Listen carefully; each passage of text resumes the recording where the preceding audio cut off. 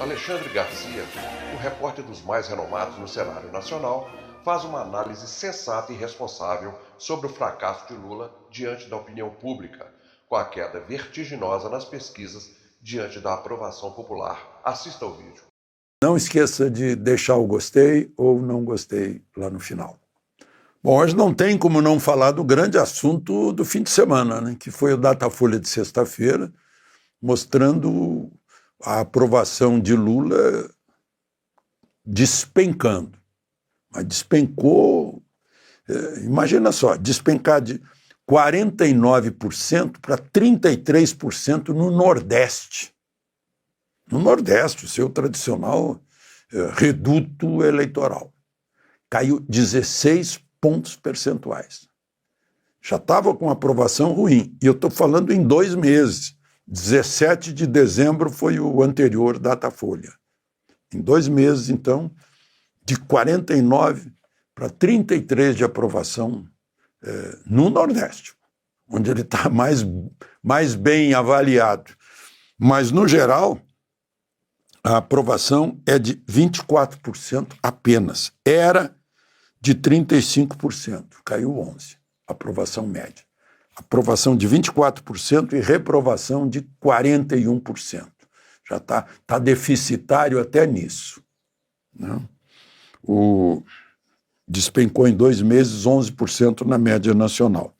E o marqueteiro Sidônio, que é o ministro da comunicação de Lula, chegou dizendo que Lula tem que se expor mais. A exposição de Lula só tem resultados negativos, né? Aquela história lá no Amapá dizendo, olha, o povo não tem que acreditar em político mentiroso, político que só diz bobagem.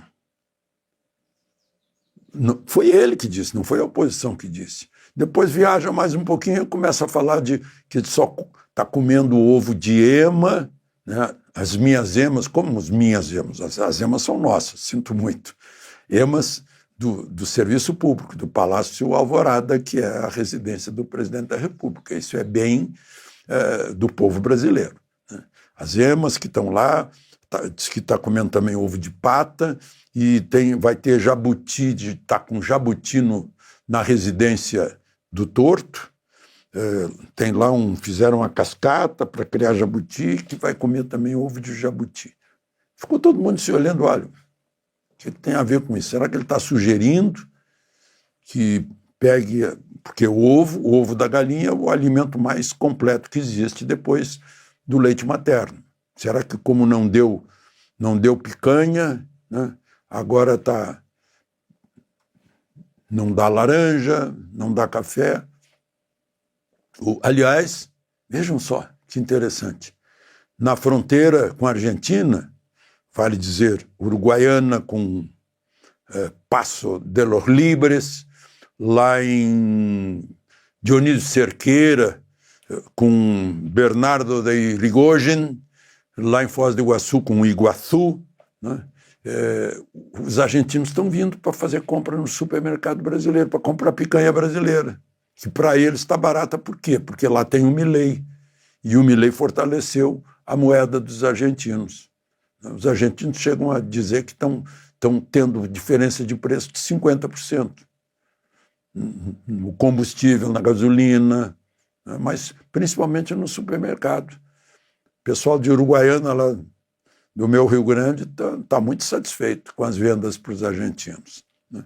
E que vem também para o litoral brasileiro. Além de ser água de menos fria, né? Areia mais branca, e está mais barato, com o dinheiro deles está comprando mais aqui no Brasil. Bom, mas aí uma outra questão, né? O próprio presidente disse que o que está acontecendo nessa queda vertiginosa de aprovação ou de reprovação aumentando? Chegou à metade do mandato. E o pessoal, olha, aquilo que ele prometeu, a picanha, cadê? Né? Ficou um símbolo. E ele insiste em dizer que primeiro Primeiro, a primeira metade era a semeadura, agora é a colheita.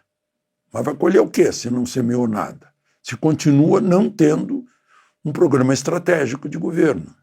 Continua tendo só saliva, só palanque, só discurso, só frases de comer ovo de ema e semelhantes, né? Aliás, aconteceu isso também com uma percepção de corrupção no Brasil.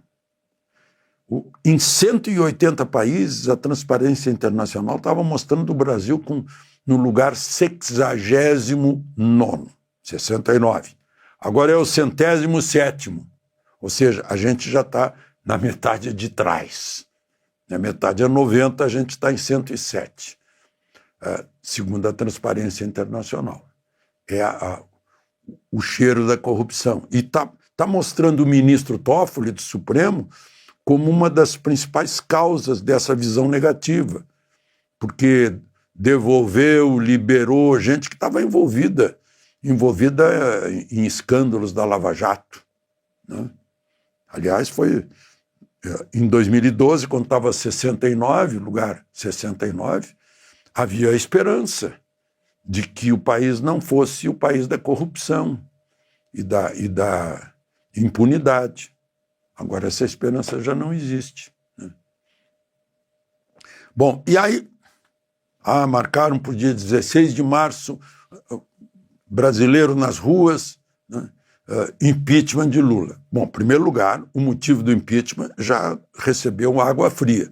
O presidente Supremo já disse que o tal pé de meia, né, está valendo por 120 dias, que o governo vai ajeitar as coisas para não aparecer como pedalada, que seria motivo, como foi motivo do impeachment de Dilma, né? Impeachment em que ela não ficou 8 anos inelegível, né? Contrariando a Constituição, repito, e com voto dos senadores. Que vergonha, né? E, bom, e aí Bolsonaro, a novidade, o Bolsonaro diz, olha, o foco não é impeachment de Lula, o foco é anistia já, não é impeachment já, é anistia já, né? Faz sentido, porque não há mais esse motivo técnico, né? E, por outro lado, o desgaste é tal que está despencando, que talvez seja muito melhor fazer o impeachment pelas urnas, né? Claro que fica todo mundo olhando, mas todo mundo quer transparência, quer saber como o seu voto é contado. Isso é essencial. É decisão de tribunais europeus que negaram essa contagem hermética, puramente digital, que a gente não fica sabendo como as coisas são feitas, né? E fica com o pé atrás, desconfiado. Foi essa desconfiança que levou Bolsonaro à tentativa agora de condená-lo, mas antes disso a inelegibilidade, que se reuniu com embaixadores estrangeiros que não votam no Brasil, portanto não está pedindo voto, né? Foi abuso do poder político, algo assim, que ele disse, estou preocupado porque eu não consigo entender como os votos são contados. Mas, enfim, essa é uma questão importante. E o Procurador-Geral da República, Paulo Gonet, está prometendo para antes do Carnaval tomar uma decisão quanto a essa história, Bolsonaro golpista. Não é golpista. Agora mesmo a gente vê o ministro da Defesa dizer que Bolsonaro ajudou, ele é o ministro de Lula, ajudou na transição com os militares, né?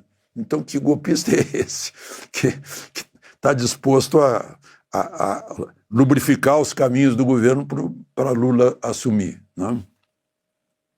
Mas, enfim, eu fico lembrando lá do passado, quando eu abordei o então senador pelo Paraná, Álvaro Dias, né, no aeroporto, e estava em pleno mensalão e Lula no chão. Aí eu disse, e aí, vai haver impeachment? E ele disse, não, vai morrer na praia, né? Hoje está mais ou menos essa mesma ideia. Só que agora a capacidade de de nadar tá diferente, passaram-se alguns anos já, né?